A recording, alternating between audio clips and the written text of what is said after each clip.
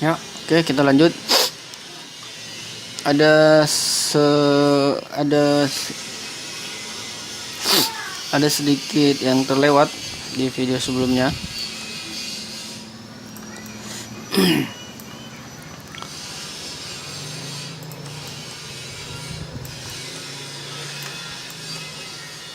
Di setiap IC itu yang menjadi catatan utama yang harus kita perhatikan adalah sebenarnya hanya ada 3 poin. Poin pertama itu adalah input ini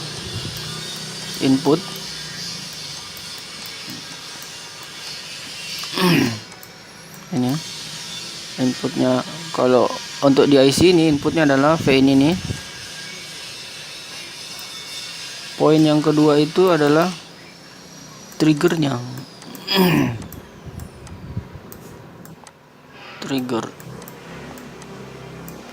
Trigger ini atau enable-nya. Nah, di IC ini memiliki 4 enable yang harus kita ketahui. Enable yang sebenarnya, bukan yang sebenarnya, maksudnya enable yang mengaktifkan IC ini. Jadi walaupun enable-nya ada 4, triggernya ada 4, tapi yang aktif itu cuma satu, yang menghidupkan itu cuma satu. Yang lain itu biasanya di ground-kan. Artinya di mainboard lain kemungkinan besar yang tidak aktif itu justru itu yang aktif. Jadi kita harus tahu. Nah, seperti IC ini, ketika VIN ini masuk, kita sudah menemukan inputnya. Terus yang berikutnya adalah kita harus mencari enable-nya, triggernya. Enable-nya ada di sini, ada 3. Di kaki 13, di kaki 18, di kaki 1, dan di kaki 6. Nah, untuk IC ini yang men-trigger atau yang mengenable IC ini bisa bekerja adalah kaki 13. Dasarnya dari mana? Dasarnya kita bisa melihat arah jalurnya. Nah, kita bisa lihat ini. Kaki 13 ini kemana saja? Kaki 13 ini arahnya ke, nah, seperti ini. Berarti enable di kaki ini bersumber dari tegangan VIN yang diturunkan oleh RD feeder. Jadi 19 volt di sini, ingat 19 volt di sini. Kemudian setelah masuk ke enable ini, nilainya sudah berubah karena melewati RD feeder, R pembagi ini. Jadi kalau menemukan kasus di kaki 13 ini nilainya 19 volt, maka pastikan R ini diperiksa. Atau nilainya tidak sama dengan yang hasil perhitungan kita, pastikan R ini diperiksa. Kemungkinan besar R ini mengalami drop atau melar. Terus enable yang lain bagaimana? Kita lihat enable yang lain. Interrupt 1 kita lihat masuk ke resistor dan di-ground-kan. Begitu juga interrupt 2 lewati resistor dan di-ground-kan. Artinya bisa dipastikan bukan kedua R ini yang menghidupkan atau yang mengaktifkan IC ini. Bagaimana dengan ANC? Coba kita lihat ANC. Masuk ke ini kapasitor, di-ground-kan, kemudian ada jalur lainnya. Ini PR 180, terus masuk ke 8223N. Nah, 8223N itu kemana? Nah, ini perhatikan 823 ini larinya ke sini. Nah, dari sini kita bisa lihat VREC 3 bukan merupakan sumber input. Jadi tidak mungkin dia men-trigger. Jadi sudah bisa kita temukan, sudah bisa dijadikan alasan kenapa bukan ketiga enable ini yang mengaktifkan IC ini. Terus yang ketiga setelah trigger kita temukan adalah outputnya. Nah, ini jadikan patokan. Salah. Ini outputnya.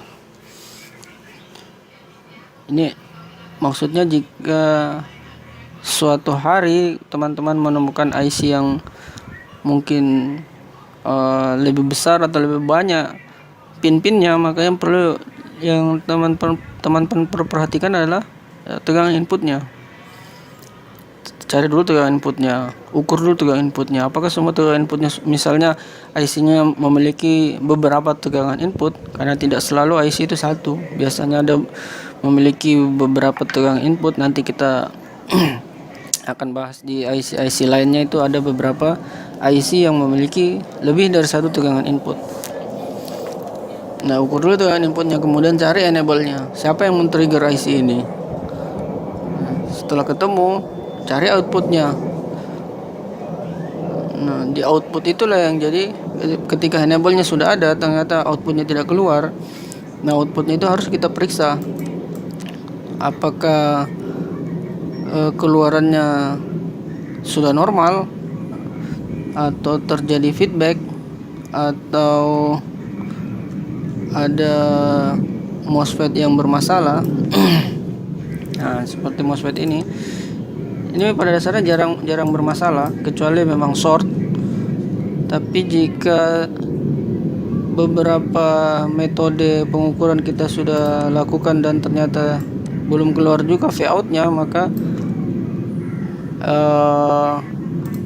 MOSFET ini wajib dicurigai sebagai sumber masalah.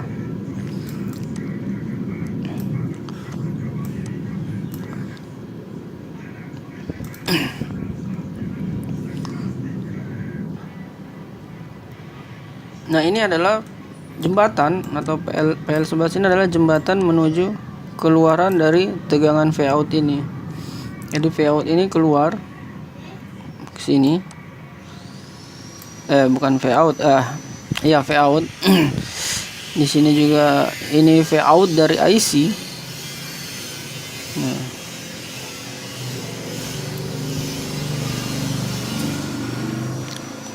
Keduanya,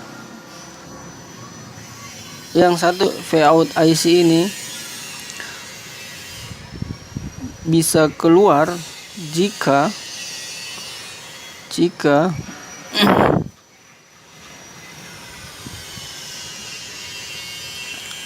semua syarat-syarat yang sudah terpenuhi, hasil pengukuran yang sebelumnya kita lakukan sudah terpenuhi, maka Vout ini akan keluar. Begitu juga Vout yang ada dari kaki 20 ini. Nah, ini akan keluar dari dengan nilai 5 VVCU. Nah, ini keluar dengan nilai VVCU. Nah, untuk di kaki 20 ini sangat dipengaruhi oleh kedua MOSFET ini. Nah, jadi Vout ini tidak mungkin keluar. Vout yang di kaki 24 ini tidak mungkin keluar jika di sini juga tidak keluar. Jadi semuanya harus saling ketergantungan. Walaupun urutan pengukurnya sudah jelas 1, 2, 3 sekian, jika ada salah satu yang bermasalah, maka urutan itu tidak bisa dijadikan patokan. Harus diurut lagi dari belakang, harus diukur lagi. Seperti ini misalnya, tidak keluar tegangan Vout di sini. Ini harus diperhatikan jalurnya. Yang harus diperhatikan jalurnya. Ini tegangan di sini keluar, jalurnya melewati ini. Jadi ini harus diukur. Kemudian Vout-nya ini melewati mana? ini bisa jadi masalah, ini bisa jadi masalah, ini bisa jadi masalah. Semua bisa jadi masalah jalur-jalur yang dilewatinya. Nah, itulah manfaatnya kita melakukan pengukuran dengan impedansi. Jadi jika kita yakin hasil pengukuran sudah benar, lakukanlah impedansi di kaki di induktor ini, di PL10 ini. Impedansi itu apa? Di teori akan dijelaskan secara lebih detail karena langsung dengan contoh, dan akan lebih jelas lagi ketika kita masuk ke tahapan analisa langsung pengukuran ke IC-nya. Jadi ini teori, berdasarkan teori nanti tetap kita lakukan pengukuran berdasarkan hasil nyata sehingga lebih mudah menerimanya. Nah, ini kaki 1 ada titik di kaki di IC-nya menandakan ini kaki 1. Kemudian di mainboardnya ada titik putih seperti ini, jadi ini berpasangan. Kemudian arah tegangannya ini arah perhitungan kakinya seperti ini. Jadi ini kaki 1, kaki 2, kaki 3 dan seterusnya. Nah, terus ini kaki 12, 13 sampai kaki 24. Nah, itu. Dan di sini kita lihat ini MOSFET ini dan MOSFET ini sebagai pendamping dari IC DC-DC ini. Kemudian ada PL, ini induktor, ini ada induktor, dan ini ada kapasitor dengan kemampuan menahan arusnya sampai 6,3. Ini kita lihat 6,3, sama di sini 6,3. Nah, ini 6,3. Tuh, ini 6,3.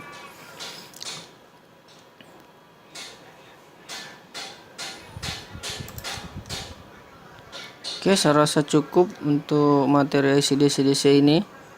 Silakan dibaca di bagian teorinya juga, mungkin lebih jelas karena ini harus dihafal. Jadi ingat, ini harus dihafal kaki-kakinya, skema IC/DC ini harus dihafal seperti ini. Karena apa? Karena di mainboard berikutnya atau mainboard seri baru sudah tidak memiliki tanda baca, sehingga akan membingungkan jika kita terus berpatokan ke skema lama. Nanti akan dibahas juga bagaimana cara menentukan jika menemukan mainboard tanpa tanda baca. Oke, saya rasa cukup sekian dan selamat belajar.